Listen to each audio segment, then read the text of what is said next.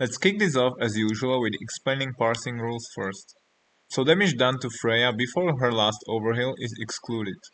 This means all adds, roots or any damage to anything except Freya in last phase counts towards parses.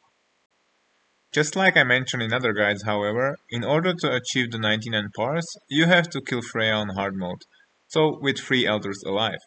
If you are trying to parse doing normal mode, you will never get the 99 unfortunately, as all hard modes rank higher than lower difficulties. As you can see, the first 2 resets I couldn't get past 80 parse with 0 elders, but every reset after that it was pretty easy to get 99 with 3 elders alive. This brings us to pool already. Freya is an unusual encounter, as with the parsing rules in mind, any damage to Freya on pool is absolutely pointless. Not only that, we do not want actually to even touch her on pool until the ad spawn because A. The damage is not counted, B. Save our mana as well as we will be using the Hurricane on this fight, and probably most important C. We don't want to accidentally proc our internal cooldowns of trinkets. So there's no pre-potting and it's pretty much AFK until the first wave of ads. The only 2 options and exceptions are A. To Fairy Fire her so you will save a global cooldown later on, or B. To Insect Swarm her just before the first wave of ads will spawn. This damage is not counted, but what it does is help your 4-piece tier 8 to proc. So you can actually Insect Swarm her just because of this between each ad phase when there's a little bit of downtime to get more Starfire instant procs on the ads. The order of ads is completely random, so there's no strict rotation to follow, only general advice on what I prefer to do on each type of ad wave. First, I want to mention Starfall usage. The only wave where we really want to have Starfall ready are the Detonating Lashers. I'm not delaying it even if we get the Ancient Big Tree ad first, and popping it right away, ideally combining it with Trinket procs. I'm able to use Starfall almost on every wave if it casts it right away with the first wave of ads. I have never found myself in a situation where Starfall didn't come up at least in the last couple of percent of HP to help finish off the Detonating Lashers. So the big Ancient Tree guy. Regardless if he's spawning first wave or not, I'm immediately going for a mushroom, ideally to pick one that is still in range of the ad and isn't picked by many players to minimize my risk of unnecessary movement because of the beam or unstable energy. This is why I'm always avoiding mushrooms with tank or melee. You want to get to the shroom not only not to get silenced, but especially for the 25% extra damage. So the big guy spawns with shrooms, quickly choose one shroom and start moving under it while doing instant casts like Fairy Fire, Insect Swarm, Moonfire, Trance and Starfall on the Ancient. By this time you should already be under the mushroom to start proceeding with Eclipse rotation. If I am reaching my Lunar Eclipse and I'm pretty sure that my mushroom will last a bit and there is no movement in next couple of seconds, I also pop Hyperspeed Accelerators with Trinkets coupled with Lunar Eclipse. We are using our Heroism on this guy as well, so if I'm under the effect of Heroism while in Lunar, I also burn my Potion of Speed to maximize the DPS. Make sure to utilize any leftover mushrooms for next wave of ads if it's possible, to benefit from the extra 25% damage. So the bunch of little Detonating Lashers now. Your guild will probably want you to knock back them with Typhoon when they are low on HP at some point, so the glyph of Typhoon will most likely won't be used here. This means Typhooning on Freya on cooldown and multiple targets is out of the question. However, this wave is still probably the best DPS gain for us as long as they are stacked and we have 2 points in Gale Winds. Then it's just Starfalling and Hurricaning 10 clamp up targets so the stars will also do splash damage to other targets as well. Make sure you are paying attention to your clear casting procs and doing additional Hurricane casts only on clear casting procs or otherwise you might find yourself having mana issues. I'm also using Mouse over macro for Saronite Bomb together with Starfall as they are on the same cooldown, so if you are doing the same, make sure you are mouse overing them when casting Starfall. The Supper Charge is probably even better option in terms of min-maxing your DPS, but I'm too lazy for that, so I'm just sticking with my effortless Saronite Bomb macro as it's perfectly viable to achieve 99 parts without Suppers. Regarding min-maxing and Starfall usage, you have 2 options when to use Starfall on Detonating Lashers. One is using it right away and hurricaning after, which is better for our personal DPS gain. However, depending on your raid composition, this way there might be issues in finishing them off after the stuns and knockback period, which might cause some casualties. The other option that is a bit of a personal DPS loss is to delay the starfall on the stun and knockback period to help to finish them off when they are low on HP for more smoother kill.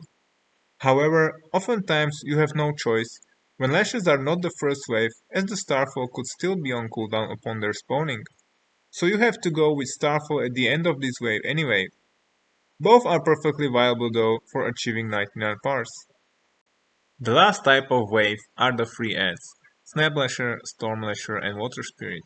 Again, perfect choice for Starfall and use it right away when it's available, or, depending on your internal cooldown timer, might be worth it to delay a bit to wait for the trinket to proc before using the Starfall here. There's a lot of movement here as well, so I like to insect swarm any of the free adds while on the move to give me more instant Starfire procs of the 4-piece tier 8.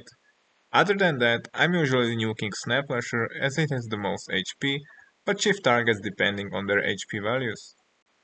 There are few abilities or mechanics throughout the fight you have to pay attention to, otherwise they might hinder your 99 parse, or at least make it more difficult to achieve.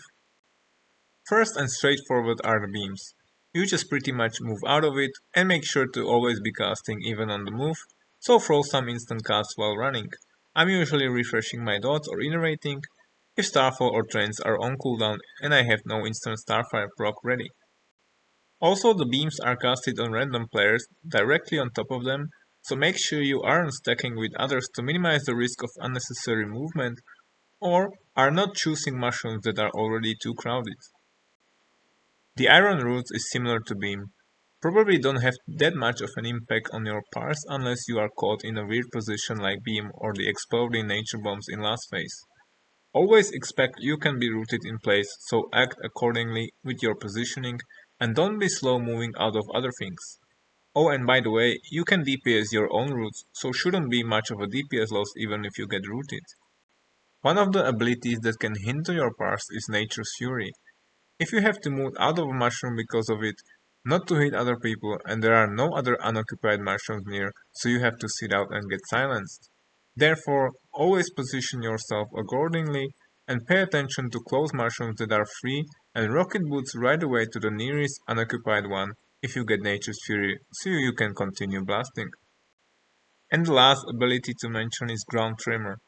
Similar to Flame Jets of Ignis, pay attention to your deadly boss mods, big wicks, weak auras, focus target or any other method you are tracking this ability and its cast time. The most important thing is to stop casting any spell that isn't an instant cast ability just before she finishes casting it. You will be interrupted otherwise and cannot cast the same school of magic as the spell was for a few seconds. You can cast Starfire if your Wrath was interrupted or vice versa Wrath if your Starfire was interrupted. However, this will not only throw you out of your Eclipse rotation, but will most likely mean to fail or at least make it much harder to get the 99. Long story short, stop casting, don't get interrupted, throw an instant cast instead. If you've killed 6 waves of adds, now comes the last phase of this encounter, which is pretty much a single target nuke with few exceptions. We are using the cross river strategy, so I'm just following my Eclipse rotation and trying to time refreshing of dots and instant Starfire procs while on the move crossing the river. By this time you will probably have your second trance ready again, so this is a good option to cast as well while crossing the river. Make sure you are paying attention to nature's bombs and move out of them as soon as possible, as you can still be rooted in place. For min-maxing, also try to time probably the last Starfall cast of this encounter depending on your raid DPS, so it hits additional targets like either the spawning tree or rooted players. Also make sure if your hyperspeed accelerators and trinkets came off cooldown, to pop them on the lunar eclipse just as you cross the river on other side to maximize the duration while standing still and blasting. You want to avoid situation where you pop all your cooldowns and then right away the bombs spawn and you have to move, so half of the duration is wasted. Although I'm still using my default trio of glyphs being Insect Swarm, Starfire and Starfall, this is one of the encounters where I deviate from my default single target spec and I have spec just for Freya. The glyph of focus can be viable here with the extra damage on Detonating Lashers, but the range is oftentimes a limiting factor that I think is not worth it at all. The Typhoon is a no-brainer here, as it's a requirement of the guild as I'm usually doing the knockback. And then there's 2 points in Gale Winds as well in order to squeeze the most out of the AoE of the Detonating Lashers, so I shift the points out of Brambles.